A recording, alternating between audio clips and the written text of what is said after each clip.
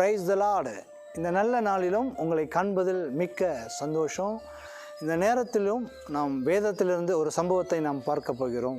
என்ன அப்படின்னா பாருங்கள், இயேசுவும் அவருடைய சீஷரும் என்ன பண்ணுறாங்கன்னா படகுல போயிட்டுருக்காங்க. படகுல போகிறப்போ என்ன நடக்குது அப்படின்னா, ஆண்டவர் தூங்கிட்டு இருக்கிறாரு. சீஷர்களும் மற்ற அங்கே இருக்கிற எல்லாருமே என்ன சொல்கிறேன்னா, பயங்கர காற்று அடிக்குது, கடல் கொந்தளிக்குது, தண்ணி என்ன பண்ணுதுன்னா உள்ள படகுக்குள்ளேயே வந்துருச்சுங்க. அதை பார்த்தோன்னே இவங்க அழுறாங்க. ஐயோ ஐயோ ஐயோ நாங்கள் மடிந்து போகிறோமேன்னு சொல்லி கத்துறாங்க. பாருங்கள், இத்தனைக்கும் இவங்க பேசிக்காகவே இவங்க யாருன்னா மீனவர்கள். அப்போது இந்த மீனவர்கள் எத்தனை கடலை பார்த்துருப்பாங்க, எத்தனை அலையை பார்த்துருப்பாங்க. அவர்களுக்கே இந்த அலை ரொம்ப என்ன சொல்கிறதுனா ரொம்ப மிகவும் கொடூரமாக இருந்ததுங்க.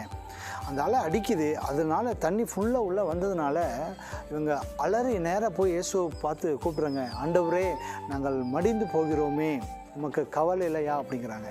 உடனே ஆண்டவர் எந்திரிச்சு என்ன பண்ணுறாருன்னா, காற்றையும் கடலையும் அவர் அதட்டுகிறார். அதட்டுறதுக்கு அப்புறம் இவர்களை பார்த்து சொல்லுகிறார், நீங்கள் ஏன் பயப்பட்டீர்கள் அப்படின்னு கேட்குறாரு. அப்புறம் உங்களுக்கு ஏன் விசுவாசம் இல்லாமல் போச்சு அப்படிங்கிறாரு. எனக்கு இது படிக்கிறப்போ இது எனக்கு புரியவே இல்லை. என்னடா இது, பயங்கர காற்று அடிக்குது, கடல் கொந்தளிக்குது, அப்போது படகு தண்ணியில் என்னாச்சுன்னா தண்ணி ஃபுல்லாக படகுல வந்துருச்சுன்னா படகு மூழ்கிரும், செத்தே போயிடுவோமே. இந்த நேரத்தில் யாருக்காக இருந்தாலும் என்ன வரும், நிச்சயமாக பயம் வருமா வராதா? நிச்சயமாக பயம் வரும். பாருங்கள், உங்கள் வாழ்க்கையிலும் என் வாழ்க்கையிலும் இதே மாதிரி நிறைய பிரச்சனைகள் வரப்போ ஆட்டோமேட்டிக்காக எல்லாத்துக்குமே பயம் வரும். ஆனால் ஆண்டவர் கேட்குறாரு, ஏன் நீங்கள் பயப்பட்டீர்கள் அப்படின்னு. அது மாத்திரம் இல்லை, இவர்கள் போய் கூப்பிட்றப்போ ஆண்டவரே ஆண்டவரேன்னு கூப்பிட்றப்போ அவர் அதை அதட்டிட்டு, ஏன் உங்களுக்கு விசுவாசம் இல்லாமல் போயிற்று.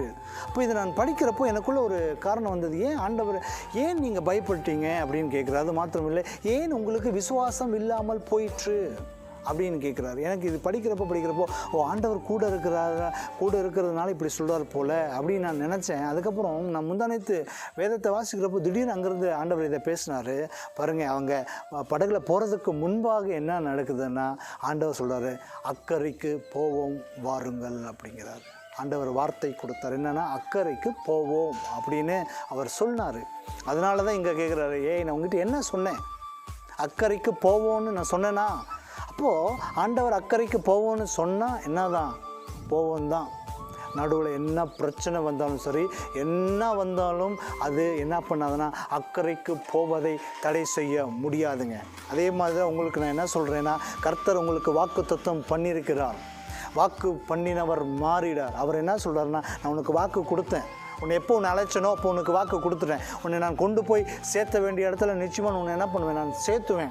அதனால தான் உன்னை பார்த்து சொல்கிறாரு, வாக்கு பண்ணினவர் நான், அதனால் நீ பயப்பட வேண்டிய அவசியம் இல்லை, நீ கலங்க வேண்டிய அவசியம் இல்லை அப்படின்னு சொல்கிறார். அக்கறைக்கு போவோன்னு வாக்கு பண்ணிட்டார், நிச்சயமாக உங்களை என்ன பண்ணுவார்னா அக்கறைக்கு கொண்டு போய் சேர்த்துவார். கர்த்தர் உங்களை ஆசீர்வதிப்பாராக. ஆமென்.